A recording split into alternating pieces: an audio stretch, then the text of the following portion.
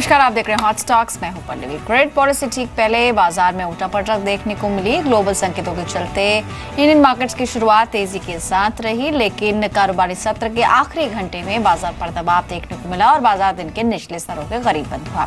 Closing पर Sensex 44 अंक, Nifty 14 अंक की बढ़त के साथ बंद हुए। Realty, oil and gas, energy, metal और टाटा ग्रुप के शेयरों में आज अच्छी खरीदारी देखने को मिली, लेकिन अगर एफएमसीजी कंपनियों के शेयरों की बात करें तो वहां पर सेलिंग प्रेशर काफी हावी रहा। एफआईज और डीआईज के आंकड़े पर भी नजर डाल लेते हैं। आज के सेशन में कैश में एफआईज की तरफ से 161 करोड़ की खरीदारी रही, वहीं डीआईज की तरफ से आज बिकवाली का रुख रहा। 164 करोड़ की बिकवाली डीआईज की तरफ से हुई है। लेकिन इस मौजूदा बाजार में कहां पर आप निवेश करें, कहां पर बेट करें, आइए सुन लेते हैं। Where valuations were already factoring in fairly heavy earnings growth. Now, if you see a scenario where you see earnings downgrades rather than that earnings momentum, even those valuations or PE multiples have to be watered down. So, a combination of earnings cuts and a de-rating on the multiple would mean a double whammy for stock prices. So, that way, I don't see the market having factored the entire impact of demonetization yet. Although we agree that it is positive from a long-term perspective, but the short-term impact will not be is unlikely to go unscathed. जैसे tyre stocks हैं mid caps में, they are showing open interest additions with fresh breakouts. तो उसमें CEAT है जो मुझे बहुत अच्छा लगता है, 12% का ओपन इंटरेस्ट ऐड हुआ है। मुझे लग रहा है stock is heading towards 1295, keep a stop loss of 1235 on the same. अच्छा लग रहा है। अभी कोई अपोलो टायर के बारे में मेंशन कर रहे थे, मेरे ख्याल से tyre stocks as a pack is looking very very attractive and very strong. उसी तरह से अगर आप ऑयल एंड गैस क्षेत्र में देखें तो अगर आपको लार्ज कैप्स में देखना है तो आप ओएनजीसी पे नज़र रख सकते हैं। स्टॉक लगातार स्ट्रेंथ टू स्ट्रेंथ बिल्टअप कर रहा है। लार्ज कैप स्टॉक है, 290 पे पुट राइटर्स एक्टिव हैं। मेरे हिसाब say that stock is heading towards 305 to 310 if you can keep a stop loss of 290। तो ओएनजीसी लार्ज कैप में अच्छा लग रहा है और मिड कैप स्टॉक्स में टायर स्टॉक्स पे आप खासकर फोकस कर सकते हैं। तो एक्सपर्ट के कुछ पसंदीदा स्टॉक्स पे हमने सुने सेक्टर्स जहां पर वो बेट करने की सलाह दे रहे हैं। आज के एक्सपर्ट किरण यादव हमारे साथ मौजूद हैं। Good evening Kiran, welcome to the show. Markets काफ़ी वॉलेटाइल हैं और देखा जाए तो काफ़ी हद तक स्टॉक स्पेसिफिक अप्रोच ही लोग ले रहे हैं। आप फिलहाल क्या एडवाइस कर रहे हैं? और कल क्योंकि आरबीआई की पॉलिसी भी आनी है, रेट कट को लेकर काफ़ी एक्सपेक्टेशंस हैं, लगभग 0.25% से 0.5% तक ऐसा कई बैंकर्स भी मान रहे हैं कि रेट कट कल आ सकता है। आपकी उम्मीद आरबीआई से क्या है और मार्केट पर किस तरह का आप इम्पैक्ट देख रहे हैं उसका? Very good evening Pallavi ji. मुझे लगता है कि रेट कट तो आना ही चाहिए और रेट कट आने के बाद अगर निफ्टी 8200 के ऊपर कंसिस्टेंटली ट्रेड करता है तो 8200 से 8250 का जो इम्पोर्टेंट दायरा है, रेजिस्टेंस है, वो क्रॉस करना बहुत इम्पोर्टेंट होगा। हम higher end of the resistance के करीब है, तो मैं एग्रेसिवली बुलिश नहीं हूँगा, माइल्डली बुलिश हूँगा। पर 8200 8250 ये जो रेजिस्टेंस जोन है, ये अगर क्रॉस कर देगा तो फिर मोमेंटम और शॉर्ट कवरिंग बहुत देखने को मिलेगी।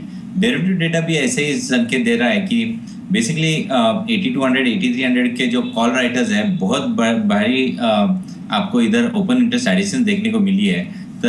तो एक बार ये 8200 के कंसिस्टेंटली ऊपर रहना चालू कर देगा निफ्टी, तो शॉर्ट कवरिंग रैली आपको देखने को मिल सकती है। चलिए शुरुआत करते हैं। दर्शकों के सवाल भी हमें मिल रहे हैं। श्वेता ने सवाल भेजा है मुंबई से। अरविंद लिमिटेड पर इनका सवाल है। ऑलमोस्ट 100 शेयर है इनके पास जो कि 360 पर खरीदे हुए हैं। हालांकि श्वेता ने मेंशन नहीं किया कितने टाइम के लिए लेंगी, लेकिन फिलहाल लॉस में है। क्या करना चाहिए अरविंद लिमिटेड में? अरविंद लिमिटेड बेसिकली एक बहुत अच्छा सपोर्ट करीबन 330 लेवल्स के करीब है। 345 के करीब ट्रेड करता नजर आ रहा था। जब तक इस लेवल से ऊपर ट्रेड करता है, सपोर्ट के ऊपर ट्रेड करता है, तब तक ये मानकर चलना चाहिए कि करीबन 368 का जो रेजिस्टेंस है उन लेवल्स को छूते हुए ये स्टॉक देखेगा। अगर 368 निकल जाता है तो बहुत बड़ी रैली आपको देखने को मिलेगी। तो ये पॉलिसी के बाद डिसाइड होगा, कल के पॉलिसी के बाद डिसाइड होगा कि 330 होल्ड करता है क्या नहीं। अगर पॉलिसी के बाद 330 के नीचे है तो बिल्कुल बिकवाली करके लॉस बुक करके निकल जाना चाहिए, क्योंकि निचले डाउन साइड बहुत खुलते नजर आएंगे। पर अगर 330 होल्ड करता है तो एक बार के लिए 368 तक जा सकता है। तो 330 को एक स्टॉप लॉस के तौर पर आप रख सकते हैं। 330 का स्तर अगर ये नहीं तोड़ता है तो 360 से ऊपर के स्तर इसमें आने वाले दिनों में दिख सकते हैं। हालांकि अंतिम चरण में हमने देखा था कुछ बिकवाली इसमें दिखी, ऊपरी स्तरों से स्टॉक फिसला और ऑलमोस्ट 0.5% की बढ़त के साथ क्लोज हुआ। अगला सवाल हमें भेजा है विशाल ने आगरा से। डीएलएफ पर ये जानना चाह रहे हैं कि क्या स्ट्रैटेजी होनी चाहिए। 500 शेयर इनके पास 192 पर खरीदे हुए हैं, इस वक्त मौजूद भी हैं फोन लाइन पर विशाल। नमस्कार, गुड इवनिंग विशाल। कब से खरीदा हुआ है डीएलएफ आपने? मेरे को कब टाइम हो गया इसको लिए हुए। एक्चुअली मैं रेगुलर इन्वेस्टर नहीं हूँ, लेकिन ओके, रखा हुआ था उसमें। ठीक है। रियल्टी स्टॉक्स पर फिलहाल क्या एडवाइस दे रहे हैं किरण आप? डीएलएफ इनकी खरीद 192 की है, 116 के आसपास ये ट्रेड कर रहा है। काफी पिटाई रियल्टी स्टॉक्स की हुई है, डीमोनेटाइजेशन का इम्पैक्ट भी दिखा है, लेकिन आप कुछ रिकवरी दिख रही है सभी रियल्टी काउंटर्स में। डीएलएफ कैसा लगता है आपको? ये एक रेट सेंसिटिव स्टॉक है और अगर कल पॉलिसी में कुछ कटौती आती है और ये 118-19 के लेवल्स क्रॉस कर देता है तो मुझे लगता है 125-128 के लेवल्स देखने को मिल पाते हैं। पर पॉलिसी में कुछ भी हो, पर 110 एक बहुत इंपॉर्टेंट सपोर्ट है। अगर 110 के नीचे चला जाता है तो बिल्कुल बिकवाली कर लेनी चाहिए, लॉस बुक करना चाहिए। मुझे लगता है 192 के यानी 1.5-2 साल पहले स्टॉक लिया होगा तो दो साल में इन्होंने रिटर्न ऑन इन्वेस्टमेंट कितना गवाया है, अपॉर्चुनिटी कितनी गवाई है, ये देखना चाहिए, ना कि सिर्फ इधर लॉस है। लॉस तो हुआ ही है पर अपॉर्चुनिटी लॉस भी बहुत सारा है। तो जल्द से जल्द इस स्टॉक से निकल जाए अगर 110 से नीचे चला जाता है तो, और दूसरे स्टॉक्स की ओर देखना पड़ेगा उनको। ऑलराइट, डीएलएफ बहुत अट्रैक्टिव इन स्तरों पर नहीं लग रहा है, किसी भी राइज में आप निकल सकते हैं। अमित अरोड़ा है हमारे साथ दिल्ली से। गुड इवनिंग अमित, बताइए क्या सवाल है आपका? I just want to confirm, I have got West Coast paper 10,000 quantity at the rate of 100. Okay, So just want to know about short-term view on same as well as long-term for 9 to 12 months of time. Alright, 9 to 12 months this can be considered as a long term investment. इनकी खरीद 100 रुपए पर है, 138 पर ये trade कर रहा है। पेपर स्टॉक्स में एक अच्छा मोमेंटम भी है पिछले कुछ सेशंस में, क्वांटिटी काफी ज्यादा है, 10,000 शेयर है इनके पास। किरण, क्या करना चाहिए इन्हें? स्टॉक का नाम क्या बताया वेस्ट कोस्ट पेपर। अच्छा, वेस्ट कोस्ट पेपर पे मुझे लगता है कि इधर से पेपर स्टॉक्स इन जनरल बहुत अच्छे दिखाई दे रहे हैं और पेपर स्टॉक्स में मोमेंटम बहुत अच्छा है, तो इधर से और एक 8 से 10% की मूव आपको देखने को मिल सकती है, तो होल्ड करने की सलाह होगी, ट्रेडिंग स्टॉप लॉस का इस्तेमाल करने की सलाह होगी। तो अगर स्टॉप लॉस इन्हें लगाना हो तो कहाँ पर लगाएं?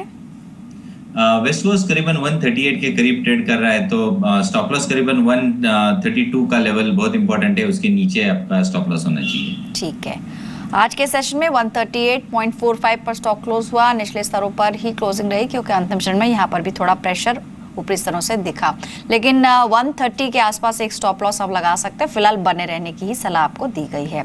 कुछ और दर्शक भी हैं जो सवाल हमें भेज रहे हैं। अंशुमन ने भेजा है वेस्ट बंगाल से सन फार्मर पर अपना सवाल।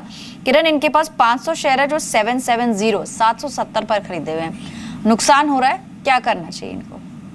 Basically trend long term trend down trend है और short term trend intermediate trend up है, तो मुझे लगता है कि अभी ट्रेलिंग स्टॉप लॉस का इस्तेमाल करना चाहिए। ट्रेलिंग स्टॉप लॉस का स्टॉप लॉस लेवल करीबन 680 के लेवल के करीब है, यानी 20-25-30 रुपए करीब from the current market price है, तो 680 अगर निकल नहीं जाता है तो होल्ड करने की सलाह होगी। और ऑन द हायर साइड 735-740 एक इम्पोर्टेंट रेजिस्टेंस है, ये एक बार निकल जाए तो 780 के लेवल्स देखने को मिल सकते हैं। तो बेसिकली एक रेंज बाउंड ट्रेड रहेगा, माइल्डली बुलिश हूँ, तो स्टॉप लॉस लगाना बहुत इंपॉर्टेंट होगा इन लेवल्स पे। तो स्टॉप लॉस बहुत अहम है। 706 आज की क्लोजिंग रही, 680 पर एक स्टॉप लॉस लगा सकते हैं। निश्चित तौर पर ये एक सपोर्ट है, वो अगर ब्रीच करता है तो आप अपनी रणनीति बदल भी सकते हैं। ऊपरी स्तरों से काफी बिकवाली आज इंट्राडे में दिखी और स्टॉक ऑलमोस्ट 1% की कमजोरी के साथ क्लोज हुआ है। हमारे साथ फोन लाइन पर अब महेश शुक्ला हैं, भरूच से जुड़े हैं सवाल पूछने के लिए। महेश जी नमस्कार, पूछिए क्या सवाल है आपका? हाँ नमस्कार, मेरे पास डीसीबी बैंक है, 1000 शेयर है, 112 के प्राइस है, तो क्या करना चाहिए इसके लिए? कितने टाइम के लिए खरीदा हुआ है आपने? शॉर्ट टर्म के लिए देख रहा हूँ मैं। ऑलराइट, शॉर्ट टर्म का ही नजरिया है, नुकसान में भी है। डीसीबी बैंक में क्या करें किरण? डीसीबी बैंक कल आरबीआई पॉलिसी है 113 के ऊपर अगर है तो होल्ड करना चाहिए, और एक दो हफ्ते के लिए तो आपको 118 119 के लेवल देखने को मिलेंगे। पर अगर ये एक पॉलिसी के बाद अगर ये स्टॉक करीबन 106 के नीचे चला जाता है तो बाहर निकल जाना चाहिए, वापस एक बार 100 के लेवल देखने को मिल सकते हैं। आरबीआई पॉलिसी की आपने बात की किरण, अगर देखें तो डीमोनेटाइजेशन के बाद ये पहली क्रेडिट पॉलिसी है जो पेश होने जा रही है। हमने कई बैंकर्स से भी बात की, बाजार के एक्सपर्ट्स भी मानते हैं कि आरबीआई लगभग 0.25% तक की कटौती कर सकता है। ध्यान रहे कि ये एमपीसी यानी कि मॉनेटरी पॉलिसी कमेटी तय करेगी, और एमपीसी के अध्यक्षता में देखा जाए तो ये दूसरी पॉलिसी होगी। जानकार ऐसा मानते हैं कि नोटबंदी के असर को कम करने के लिए रेट कटौती हो सकती है। साथ ही अक्टूबर में जो खुदरा महंगाई दर थी वो 14 महीने के निचले स्तर पर है। यहाँ तक कि अगर जीडीपी के भी नंबर्स देखें तो जो जुलाई से सितंबर के दौरान जीडीपी ग्रोथ थी वो 7.3% रही थी, जो अनुमान से काफ़ी कम थी। ग्रोथ को बढ़ावा देने के लिए रेट कट की गुंजाइश काफ़ी ज़्यादा है।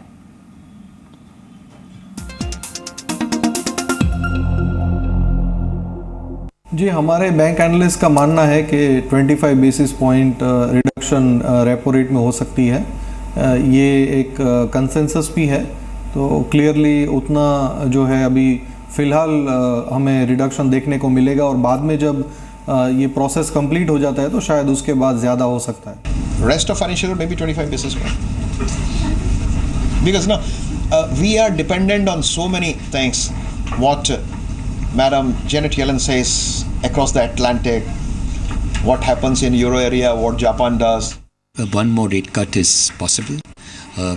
We can't say with the same degree of certainty that I said a month ago that there would be a rate cut, but there is still a possibility of a 0.25% cut in rates.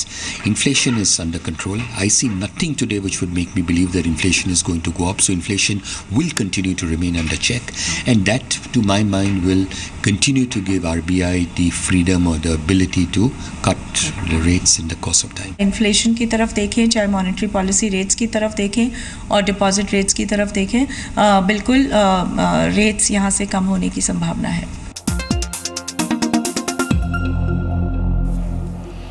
तो अलग अलग bankers की भी आपने राय सुनी। सबको ही लगता है कि एक 25 बेसिस पॉइंट्स यानी 0.25% की कटौती कल हो सकती है।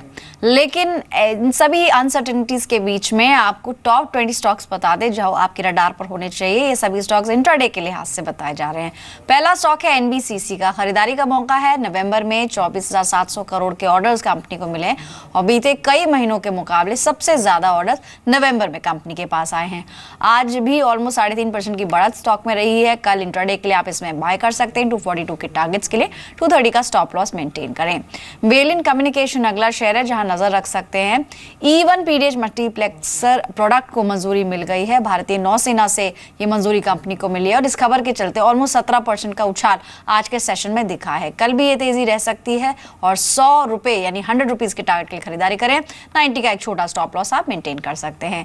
डीएलएफ, जिस पर अभी चर्चा भी हमने की थी, डीएलएफ में भी खरीदारी का मौका है। एमपीसी पॉलिसी घोषणा से पहले रियल्टी शेयरों में एक अच्छी तेजी देखने को मिल रही है। ब्याज दरों में ऐसा एक्सपर्ट्स मानते हैं, बैंकर्स को भी लगता है कि 0.25% तक की कटौती हो सकती है। एक बड़ा ट्रिगर है, यहाँ पर खरीदारी करके चले। 120 के टारगेट्स इंट्राडे में अचीव हो सकते हैं। 114 का स्टॉप लॉस आपको मेंटेन करना है। डीसीडब्ल्यू होगा अगला शेयर जहां नजर रखें। नंबर्स आए थे कंपनी के, और नतीजों के बाद वॉल्यूम के साथ इसमें तेजी दिखी थी। जो मुनाफा है ऑलमोस्ट 67% बढ़ा था ईयरली बेसिस पर, तो एक अच्छा उछाल देखने को मिला। आज भी 4% की तेजी रही। कल भी ये तेजी कैरी फॉरवर्ड हो सकती है। 31 के टारगेट्स के लिए यहाँ पर बाय करें। 29.5 का एक स्टॉप लॉस मेंटेन करें। पांचवा शेयर है नैल्को। इनफैक्ट सभी मेटल काउंटर्स में आज एक अच्छा मूव था, और अगर नैल्को की बात करें तो 12 जुलाई के बाद सबसे ज्यादा वॉल्यूम्स आज के सेशन में दिखे हैं। 64 को पार करने पर 70 के स्तर इसमें देखने को मिल सकते हैं। कल के सेशन के लिए यहाँ पर आपके लिए टारगेट होगा 65 का। 60.7 का एक स्टॉप लॉस आपको मेंटेन करना होगा। शेयर आज ऑलमोस्ट 10% की तेजी के साथ बंद हुआ है। टायर स्टॉक्स पर भी हमने अभी चर्चा की। जेके टायर अगला स्टॉक है जहां पर नजर रख सकते हैं। 2 दिन की कमजोरी के बाद शेयर में तेजी देखने को मिली, और अपने एवरेज वॉल्यूम से ऑलमोस्ट 1.25 गुना ज्यादा वॉल्यूम्स आज के सेशन में दिखे हैं। खरीदारी का मौका है। 128 के टारगेट्स के लिए बाय करें। 120 का स्टॉप लॉस आपको लगाना है। केआई इंडस्ट्री अगला शेयर है। इनफैक्ट कंपनी की चौपानकी प्लांट पर क्षमता विस्तार को पूरा कर लिया है कंपनी ने। प्लांट से उत्पादन दिसंबर अंत से शुरू हो जाएगा, ये कंपनी की तरफ से आज स्टेटमेंट आया है। खरीदारी का मौका है, 127 के टारगेट्स के लिए बेट करें, 119 का एक स्टॉप लॉस आपको लगाना है। याद रहे सभी कॉल्स इंट्राडे के लिए, तो स्टॉप लॉसेज आप जरूर मेंटेन करें। भारतीय इंफ्रा एक सेल कॉल है, यहाँ पर बिकवाली करके चलना है। 4 दिनों की तेजी के बाद शेयर में आज मुनाफा वसूली देखने को मिली है। पिछले 4 दिनों में शेयर ऑलरेडी करीब 10% तक चढ़ा है, तो अब मौका है इसमें बिकवाली करें, मुनाफा कमाएं। 368 के टारगेट्स के लिए 382 का स्टॉप लॉस आपको मेंटेन करना है। अगला शेयर होगा जेट एयरवेज का। यहाँ पर भी बिकवाली की सलाह है। क्रूड में तेजी से कंपनी को नुकसान हो सकता है। क्रूड में उछाल से ETF कीमतें बढ़ने का भी खतरा है। यहाँ पर आपको सेल करना है। 365 के टारगेट्स के लिए 376 का एक स्टॉप लॉस आपको मेंटेन करना है। क्रॉम्पटन ग्रुप्स तीसरी कॉल है, लिस्ट में 10वीं और सेल कॉल तीसरी होगी। कारोबार बेचने की समय सीमा खत्म हो गई है। समय सीमा में कारोबार बेचने में असमर्थ रही है कंपनी, यानी जो समय सीमा तय की गई थी वो कंप्लीट नहीं कर पाई, डेडलाइन निकल चुकी है। ऑलरेडी भी पिछले 2 सेशन से इसमें कमजोरी थी। कल भी स्टॉक ऑलमोस्ट 10% से ज्यादा टूटा था। आज के सेशन में भी 3% से ज्यादा की कमजोरी रही है। यहाँ पर आप बिकवाली करें। 63 के टारगेट्स के लिए 67 का एक स्टॉप लॉस आपको मेंटेन करना है। 10 स्टॉक्स अब तक हमने आपको बताए। किरण, कोई स्टॉक जो आपको पसंद हो या कोई कॉमेंट आपका? नेशनल एल्यूमिनियम का चार्ट बहुत अच्छा दिखाई दे रहा है। 59 के स्टॉप लॉस के साथ मैं इसको बाय करना चाहूँगा। 67 के टारगेट आपको देखने को मिल जाने चाहिए। जेके टायर का भी स्टॉक बहुत अच्छा दिखाई दे रहा है। जेके टायर में भी एक अच्छा रुझान है। 120 का स्टॉप लॉस लेके मेरी रिकमेंडेशन रहेगी, ये मोमेंटम रिकमेंडेशन रहेगी। 135 के टारगेट्स आपको 1 हफ्ते 1.5 हफ्ते में देखने को मिल जाएंगे। और तीसरा जो आपने कहा जेट एयरवेज, इसमें शॉर्ट पोजीशंस बनानी चाहिए। एक जो पुल बैक आया था वो फर्स्ट लेवल ऑफ करेक्शन भी नहीं हुआ, उसके बाद इमीडिएटली बहुत अच्छे वॉल्यूम्स के साथ ये गिरावट हो रही है, तो मुझे लगता है कि इधर से और डाउन साइड आएगी। 380 के स्टॉप लॉस के साथ पोजीशंस इनिशिएट करने चाहिए। मेरा टारगेट इमीडिएट टारगेट मेरा करीबन 360 352 ये लेवल्स रहेंगे। ऑलराइट, 10 स्टॉक्स अब तक हमने बताया, लेकिन अब जान लेते हैं रिमेनिंग 10 स्टॉक्स कौन से हैं। शिपिंग कॉर्पोरेशन ऑफ इंडिया एक बाय कॉल है। कल के सेशन में आप इसमें खरीदारी कर सकते हैं। 5 हफ्ते की गिरावट के बाद स्टॉक आज संभला है, ऑलमोस्ट 4% के ऊपर क्लोजिंग रही है। यहाँ पर आप कल खरीदारी करें। 63 के टारगेट्स के लिए 59 का एक छोटा स्टॉप लॉस आप मेंटेन कर सकते हैं। बाटा अगला शेयर जहाँ पर आप नजर रखें। 6 हफ्ते की गिरावट के बाद एक पुल बैक देखने को मिला है। 400 से 405 के रेंज से शेयर पलटा है। कल खरीदारी का मौका है। 426 के टारगेट्स होंगे। 411 का स्टॉप लॉस लगाएं। MCX अगला शेयर है जहां पर आप बाय कर सकते हैं। अगर टेक्निकल पर्सपेक्टिव से देखें तो 50 डेमा के ऊपर क्लोजिंग रही है। वीकली चार्ट्स पर भी शेयर काफी पॉजिटिव लग रहा है। यहाँ पर खरीदारी की सलाह है। 1260 के टारगेट्स के लिए 1228 का एक स्टॉप लॉस आपको मेंटेन करना है। BPL अगला शेयर है, यहाँ पर बाय कर सकते हैं। 76 के टारगेट्स के लिए 70.5 का एक स्टॉप लॉस आपको मेंटेन करना है। शेयर के वीकली चार्ट्स काफी पॉजिटिव है और अपने 20 और 50 डेमा के ऊपर शेयर क्लोज हुआ है। हीरोज इंटरनेशनल अगली बाय कॉल है। शेयर में वॉल्यूम्स के साथ खरीदारी देखने को मिल रही है। पिछले 3 सेशंस की गिरावट के बाद एक पुल बैक की स्थिति इसमें आई है। ऑलमोस्ट 4% की तेजी के साथ स्टॉक क्लोज हुआ है। 175 के टारगेट्स के लिए आप इसमें बाय करें। 167 का एक स्टॉप लॉस मेंटेन करें। सीमेंस होगा अगला शेयर जहां नजर रख सकते हैं। शेयर के दिसंबर वायदा में ओपन इंटरेस्ट ऑलमोस्ट 3.5% से ज्यादा बढ़ा है, तो यहाँ पर तेजी का अनुमान है। कल के सेशन में 1146 के टारगेट्स अचीव हो सकते हैं। 1117 का एक स्टॉप लॉस आपको लगाना है। आइनॉक्स विंड अगला बाय कॉल है। 50 डेमा के ऊपर शेयर क्लोज हुआ है। लगातार दूसरे हफ्ते शेयर में तेजी देखने को मिल रही है। आज के वॉलेटाइल बाजार में भी ऑलमोस्ट 6% की तेजी के साथ स्टॉक क्लोज हुआ है। यहाँ पर खरीदारी की सलाह है। 206 के टारगेट्स के लिए 196 का एक स्टॉप लॉस आपको मेंटेन करना है। सुवेन लाइफ साइंसेज अगला शेयर है। लगातार 3 हफ्ते से खरीदारी देखने को मिली है। शेयर में वॉल्यूम के साथ बाइंग देखने को मिल रही है। 190 के लिए आप बेट कर सकते हैं। कल इंट्राडे में 183.5 का एक स्टॉप लॉस आप लगाएं। जुबिलेंट इंडस्ट्रीज अगला शेयर है जहां पर नजर रख सकते हैं। पिछले 6 सेशन से अच्छे ट्रेडिंग वॉल्यूम्स इसमें देखने को मिल रहे हैं और इनफैक्ट इस साल के सबसे उच्चतम स्तर पर शेयर क्लोज हुआ है। यहां पर खरीदारी करें। 324 के टारगेट्स के लिए 306 का स्टॉप लॉस आपको मेंटेन करना है। और अब आज का 20वां और आखिरी शेयर जो कल आपको अपने रडार पर रखना है वो है मवाना शुगर। चीनी शेयरों में निचले स्तरों से खरीदारी देखने को मिल रही है और स्टॉक अपने 200 डेमा के ऊपर बना हुआ है, यानी लगातार वहां पर सपोर्ट ले रहा है। यहां पर खरीदारी की सलाह है। 48 के टारगेट्स के लिए 44.8 का एक स्टॉप लॉस आपको मेंटेन करना है। किरण, शुगर स्टॉक्स में स्पेसिफिकली कोई आपका आउटलुक जो आप शेयर करना चाहेंगे, और इन सभी स्टॉक्स में से कोई शेयर जो आपको पसंद आया हो? शुगर स्टॉक बेसिकली एक साइड टाइम करेक्शन में चले गए, तो मेरा मानना है कि शुगर स्टॉक से थोड़ा परहेज रखे। एक अपर गैंजेस करके एक कंपनी है, उस पर नज़र रखनी चाहिए। और अपर गैंजेस में शुगर स्टॉक्स में एक अच्छा काउंटर है 316 319 एक बहुत बड़ा रेजिस्टेंस है। एक बार ये निकल जाए उसके बाद एक बहुत अच्छी मूव आपको देखने को मिल जाएगी। करीबन ये 20 रुपए का रेंज है, इसी में ट्रेड करता नजर आ रहा है करीबन पिछले 10 ट्रेडिंग सेशन से। तो ये रेंज का ब्रेकआउट मिलेगा तो बहुत बड़ी अपमूव आपको देखने को मिलेगी। आपने जो लिस्ट बताई है उसमें से सीमेंस एक डेरिवेटिव डेटा में बहुत अच्छा दिखाई दे रहा है, बहुत अच्छा करेक्शन हुआ है, उसके बाद बेस बिल्डिंग फॉर्मेशन हुई है और आज अच्छे वॉल्यूम्स के साथ ये स्टॉक चल रहा है। तो मुझे लगता है कि इधर एक अच्छी मूव कल के सत्र में देखने को मिल जानी चाहिए। 1115 का स्टॉप लॉस रहेगा और मेरा टारगेट करीबन 1160 1170 का रहेगा। तो ये अच्छे रिस्क टू रिवॉर्ड रेशो में भी बैठता है, तो ये मेरा पसंदीदा स्टॉक रहेगा। चलिए, फेसबुक के जरिए भी कई दर्शक है जो सवाल पूछना चाह रहे हैं। अश्वनी ने सवाल भेजा है और एनबीसीसी पर ये जानना चाहते हैं आउटलुक आपका। 500 शेयर है इनके पास जो कि 220 पर खरीदे हुए हैं। अगर इसका आज का क्लोजिंग देखें तो 233 रुपए के आसपास स्टॉक क्लोज हुआ है, ऑलमोस्ट 3.25% की मजबूती के साथ बंद हुआ है। मुनाफा हो रहा है। अप ट्रेंड कितना बाकी है, कब तक बने रहे किरण? बेसिकली ये रेट सेंसिटिव स्टॉक है, कल की पॉलिसी है, उसके वजह से ये स्टॉक में थोड़ी सी उछाल देखने को मिल रही है। मालूम नहीं कितने परसेंटेज बेसिस के कट आएगी, पर अगर ये स्टॉक 226 होल्ड करता है, पॉलिसी डिसीजन कुछ भी हो तो होल्ड करना चाहिए। मुझे लगता है कि ये स्टॉक करीबन 245 248 के लेवल्स भी दिखा सकता है, पर इन एनी केस अगर 226 होल्ड नहीं करता है तो बिल्कुल निकल जाना चाहिए। इनफैक्ट फेसबुक के जरिए ही दर्शक हैं संतोष बजाज, उन्होंने आइनॉक्स प्रिंट पर सवाल किया है। ये हमारी लिस्ट में भी शामिल था। इनकी खरीद है 216 की, टोटल क्वांटिटी 117। इनको नुकसान हो रहा है, स्टॉक 200 से भी नीचे आज क्लोज हुआ है। क्या करना चाहिए आइनॉक्स प्रिंट में? आइनॉक्स प्रिंट में आज बहुत बड़ा उछाल दिखाई दिया, बहुत अच्छे वॉल्यूम्स के साथ है और ये फिलहाल पिछले 2 महीने में देखा जाए तो एक वोलेटाइल हाई बीटा स्टॉक मान के चलना चाहिए। ये जो मोमेंटम है ये शायद बनी जा सकती है करीबन 220 225 तक। इसके ऊपर के लेवल्स में देखता नहीं हूँ स्टॉक में। वापस शायद ये स्टॉक वापस नीचे आ सकता है और अगर ये स्टॉक इमीडिएटली नीचे आ जाएगा और 190 के नीचे चला जाता है तो बिल्कुल बिकवाली करके निकल जाना चाहिए, क्योंकि लॉन्ग टर्म ट्रेंड इसका नेगेटिव है। लॉन्ग टर्म ट्रेंड कमजोर लग रहा है तो किसी भी रैली में आप एग्जिट करें। आज के सेशन में हालांकि लगभग 0.6% की मजबूती इसमें देखने को मिली है। शुभेंदु नंदी जी ने सवाल भेजा है फेसबुक पर और इनका सवाल है ऑयल काउंटी ट्यूबुलर पर। स्टॉक बहुत ज़्यादा एक्टिव नहीं है, अगर वॉल्यूम्स भी देखें लगभग 36 रुपीज़ पर क्लोज हुआ है। इनकी खरीद 39 की, यानी ऊपरी स्तरों पर खरीदा है। इनको नुकसान हो रहा है, क्या करना चाहिए? स्टील ट्यूब्स और पाइप सेगमेंट की कंपनी है। सेगमेंट अच्छा है पर प्रॉफिटेबिलिटी दिखती नहीं है और चार्ट्स में भी ऐसे ही कुछ रुझान है।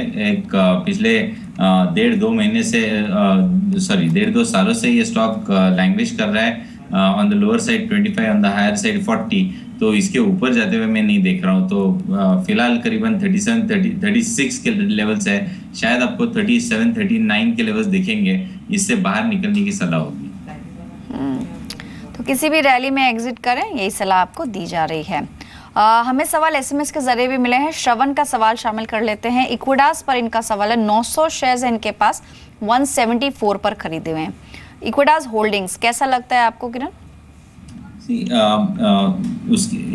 ये स्टॉक बेसिकली बहुत अच्छा है और जो ये डिमोनेटाइजेशन की बात आई उसके बाद इसने एक बहुत अच्छा कट दिया है। मुझे लगता है इस कट का एडवांटेज लेना चाहिए और ट्रेलिंग स्टॉप लॉस के साथ होल्ड करना चाहिए। हालांकि इनकी परचेस शायद मैंने सुनी नहीं, पर शायद हायर लेवल्स की है। 174 पर खरीदा हुआ है। 174। तो मुझे लगता है कि इनका स्टॉप लॉस 150 के करीब रहना चाहिए, लॉन्ग टर्म के हिसाब से रखना चाहिए। और नेक्स्ट रेजिस्टेंस 175 पर है, पर इधर बेचने की सलाह नहीं होगी। 175 से 190 एक इंपॉर्टेंट रेजिस्टेंस जोन है, ये एक बार निकल जाए वापस एक बार आपको इस स्टॉक में बहुत अच्छी मूव देखने को मिलेगी। तो मीडियम टू लॉन्ग टर्म के हिसाब से ये स्टॉक होल्ड करने की सलाह होगी with a trailing stop loss. Alright, जुलाई में ऑलमोस्ट 206 का इसने हाई लगाया था, लेकिन फिलहाल 160 पर ये ट्रेड कर रहा है। मौजूदा स्तरों पर बने रहने की सलाह है।